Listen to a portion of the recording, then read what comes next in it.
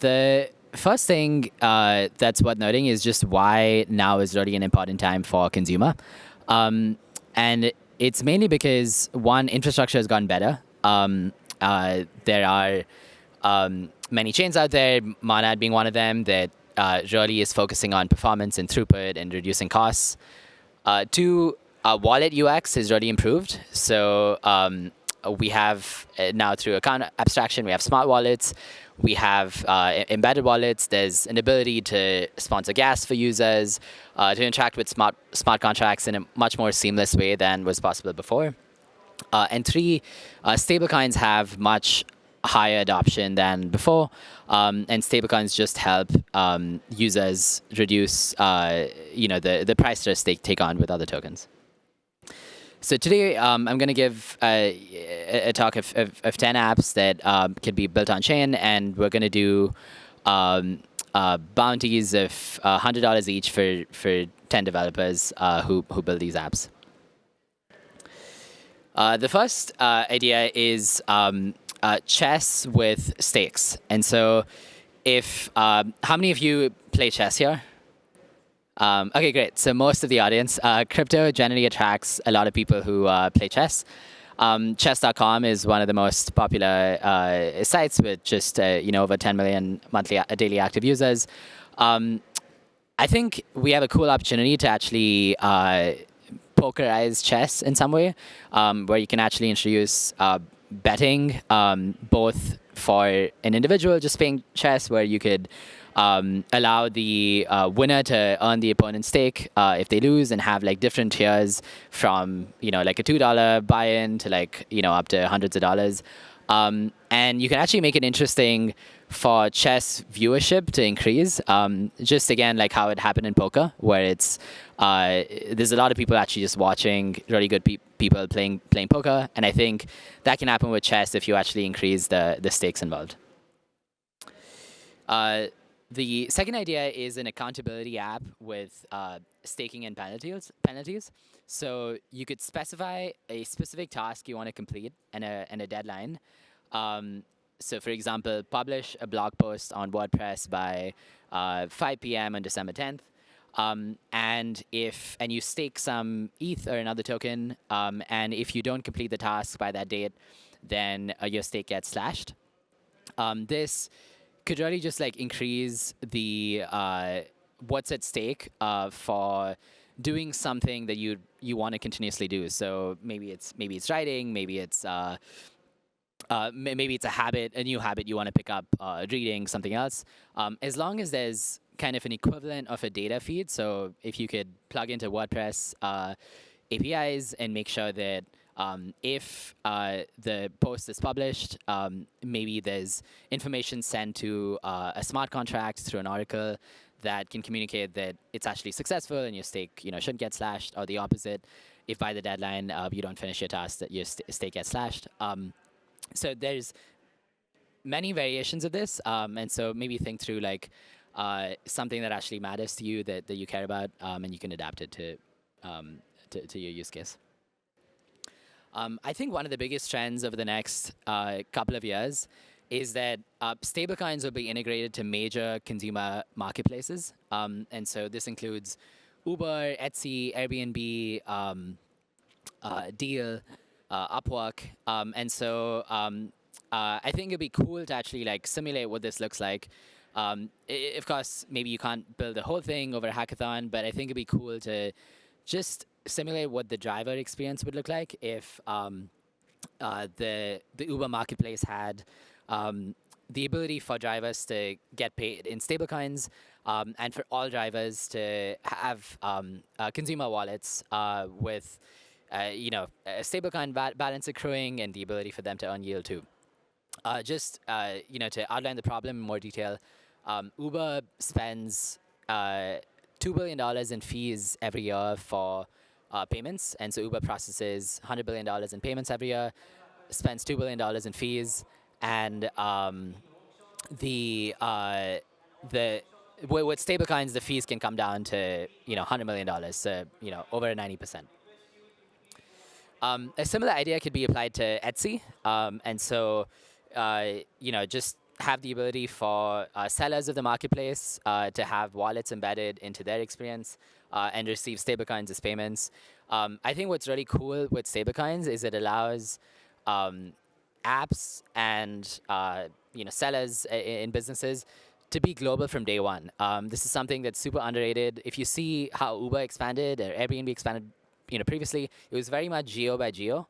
And there's a lot of reasons for that, but payments is definitely one of them. And with stablecoins, you can actually be global from day one, and I think that's a cool design space to explore.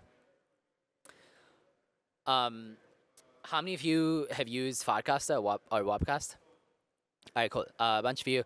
Farcast is really, going heavy on the use of channels, and I think channels can be just made much more interesting if every channel by default is some kind of, has a different, is some kind of, DAO, but maybe with different rules.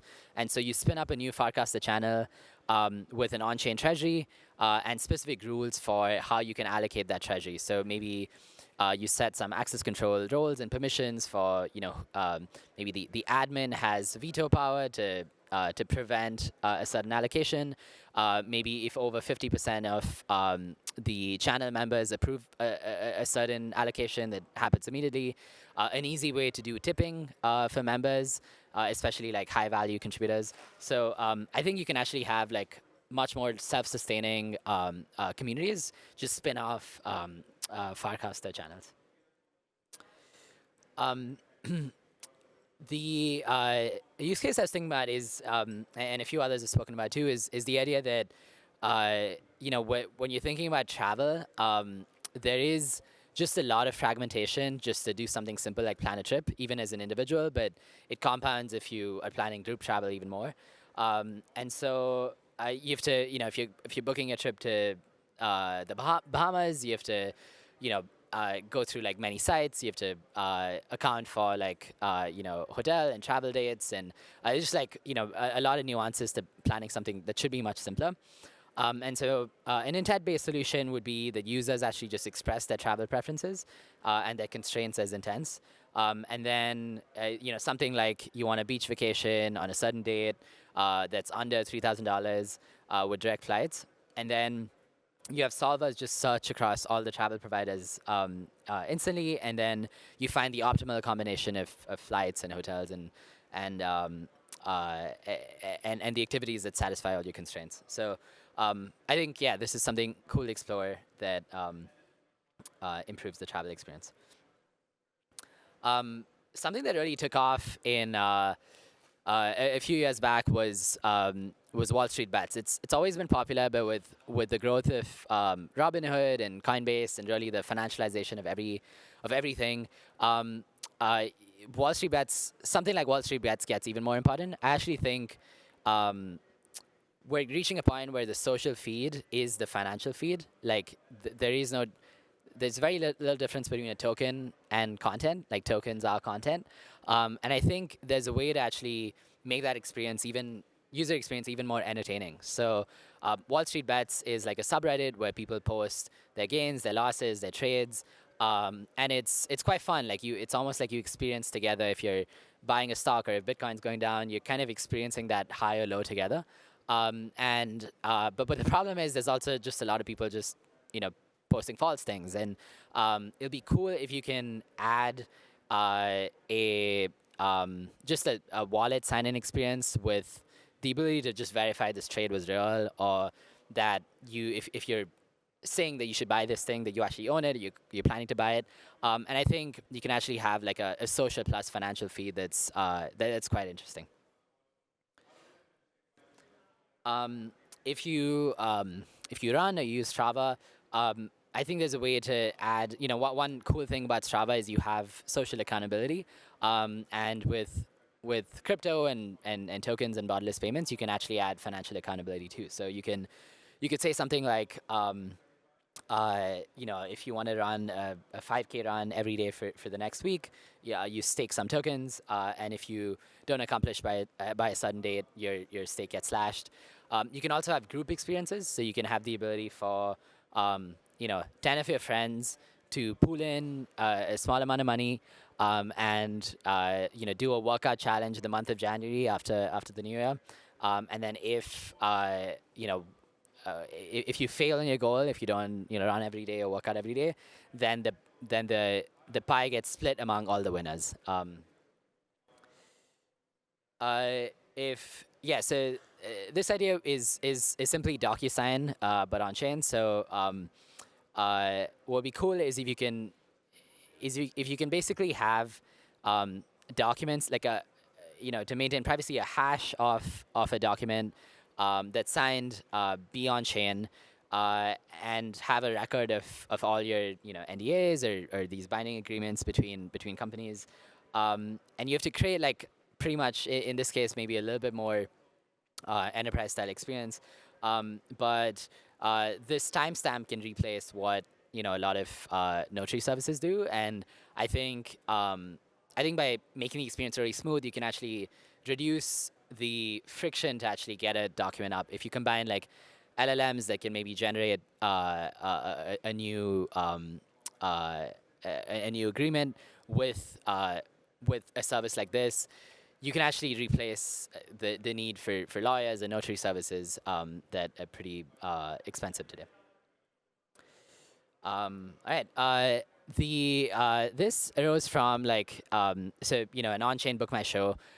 The idea is came from the problem of most Ticketmaster, Book My Show, all these sites just are pretty just have a very bad user experience, and they often have monopolies, and so one of the problems is that when you're trying to book a concert or a match, the initial buyers are just resellers, and they will hog up all the tickets and they'll resell at a really high price. And so an example was in the Coldplay concert in Mumbai. The tickets were priced at 2.5 to 12K, but were resold for many lakhs. And one way to potentially solve it is to have these event tickets issued as non-transferable NFTs that so the users of course can't transfer it, but then have the ability for the users to actually burn this non-transferable NFT within a week of the concert, and so that way they can actually get a full refund if without having to resell the ticket. And then for every non-transferable NFT that's burned, you automatically replace it with another equivalent ticket that someone buys. And you can also do cooler things. You can impose price caps if you want on the side. But really a way to replace resellers that are pretty dominant. Awesome. So yeah, to recap, we'll do $1,000 worth bounties for 10 teams that build apps here. My Telegram is hello Shreya, so DM me if you have any questions. This is how you can get involved in Monad. Again, to recap, Monad is a high performance blockchain. We plan to launch testnet and mainnet soon next year. And we hope to get a lot of great developers like you guys involved. So yeah, this is my Twitter and Monad's Twitter. But yeah, thanks everyone.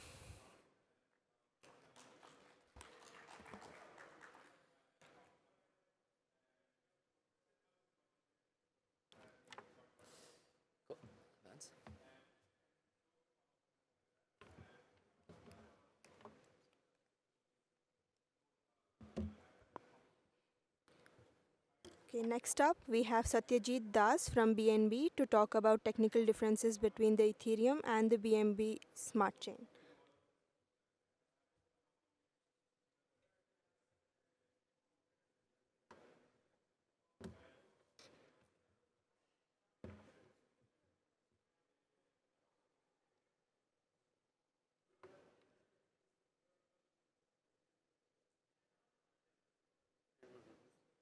This one.